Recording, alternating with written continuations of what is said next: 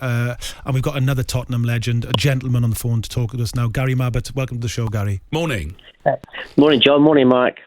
Just very sad news, Gary. And, I'm sure you can tell us what he must have meant to the football club.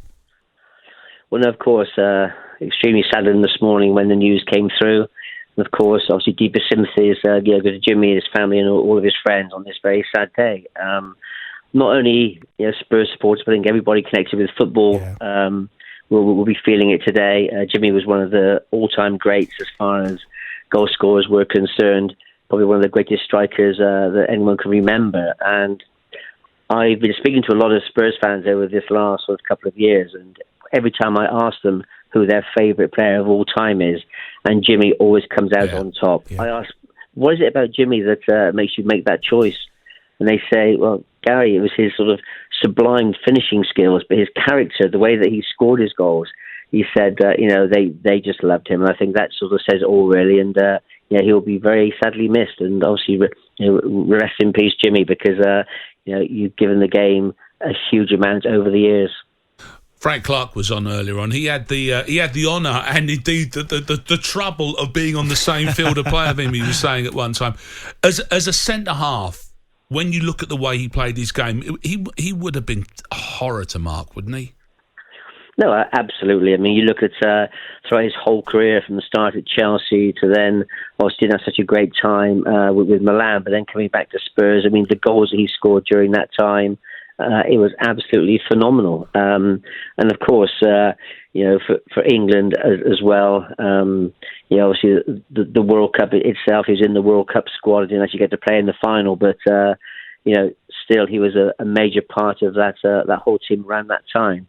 And as I was saying before, his finishing ability and just sort of ghosting into areas, as I say, I just think that.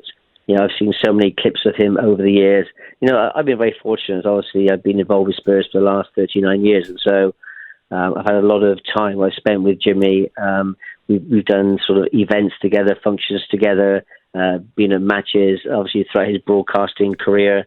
Obviously, I was doing interviews with him quite a few times.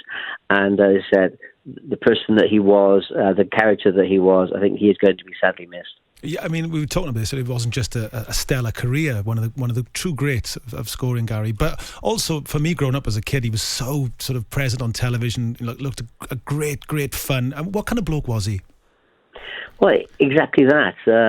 He was great to be with. He was always entertaining. I mean, I think that was why he was such a great broadcaster, because he just brought that smile across every time he was doing things. He was trying to get a smile out of the people he was interviewing.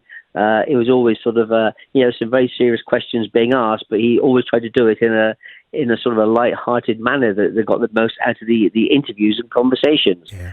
So let's say, as a broadcaster, obviously he excelled, but of course I think he's always going to be remembered for his goal scoring abilities and, as I say, just the character that Jimmy was.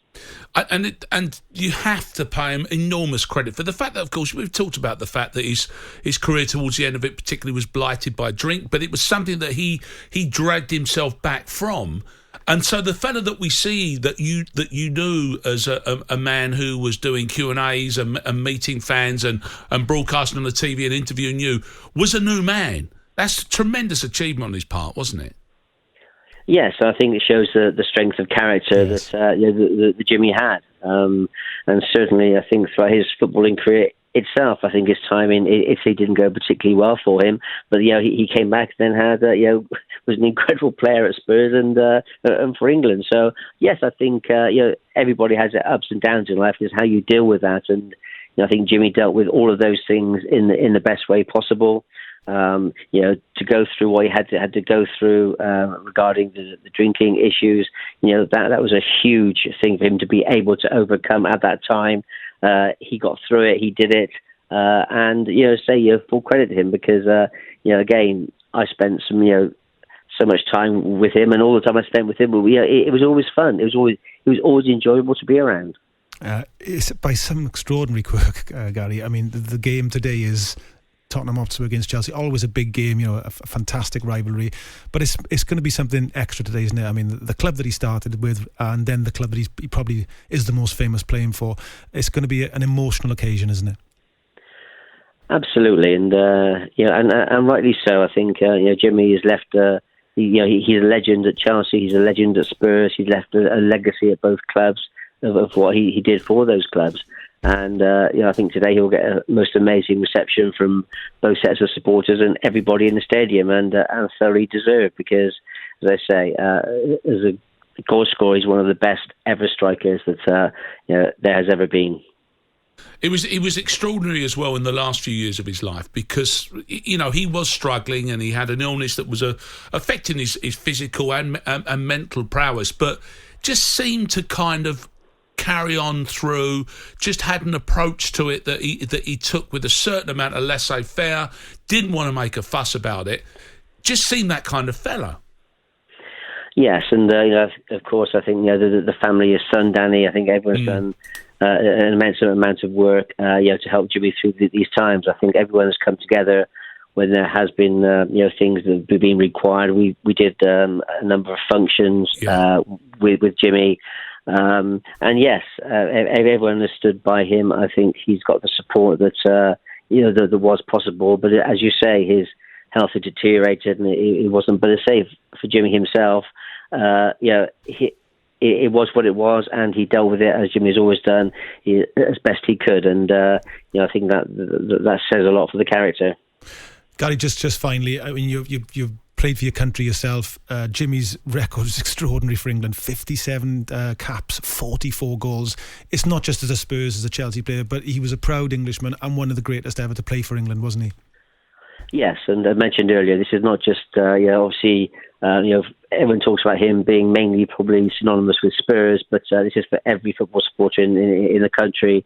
He was a great for all the clubs he played for, and obviously he was a great for England. You mentioned his goal scoring record there, and as I say, I think there'll be there's a huge amount of respect for Jimmy and what he's done, and of course everyone is greatly saddened by the news today.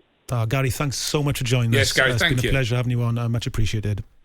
Cheers, guys. Take care. Thank you. Gary Mabbutt, Spurs legend, England legend, talking there about the great Jimmy Greaves, who passed today at the age of 81. As you can imagine, Mark, we're getting so many messages come in. I'll read one, Mark. I'll pass it over to you afterwards. This is from Andy, who's an Arsenal fan, bless him. So sad about Jimmy. I never saw him play, but no, he was adored. As a Gooner, I'm glad I never see him score against us, but hats off. I was brought up with Saints and Greavesy. Rest in peace. That's Andy, who's an Arsenal fan. Yeah, I don't have a name here, but it just goes to show what Jimmy Greaves was as an individual, because we were talking about the back end of his career and the fact he kept going before he then became a genuine TV superstar. I watched Greavesy, says that this particular tweeter, play for Barnet when they played against Bracknell in the FA Cup in about 78-79. I got his autograph in the bar about half an hour before kick-off. He played centre midfield and looked absolutely class. You can imagine Greavesy. Yeah. I mean, the old pros, when it's all gone a bit, but there's still that essence in there, and they can just knock it about still and make that thing happen. You see it in non-league. I got a lovely one here. Martin Root, Tottenham Hotspur fan, says he's a true legend. A regular listener, Sop over in Australia, bless you, Sop. He says that he made me laugh with Saints and Greavesy. What a player, quality man. I loved him. It's wonderful, this, Greavesy, greatest. It's another text, a tweet coming in. Greavesy, the greatest goal scorer I ever saw. I will always remember some of his goals. I always remember the best capital letters players in the world turning up at Wembley for England versus the rest of the world. England won 3-1, and Greaves scored 2. Of course he did. He was a star even in that company. Rest in peace, my hero Jimmy. And Higgy the Hammer, because of course, he did spend time at West Ham and he was a local boy. West Ham at home today, albeit that particular game against Manchester United. Higgy the Hammer says a legend that should have been knighted, R.I.P. Absolutely. Greavesy, very good shout. Well, he got his medal quite late, didn't he? I think it was he went to Downing Street, Gordon Brown giving him his World Cup medal. And it didn't feel like it was something that he was he'd gone past that phase, hadn't he, there? But just that idea that Gary Mabbutt's talking about, the fact that he got to spend time with him in the later years of his life, and he just said what a lovely man he was, and if nothing else, you take that away with you, don't you?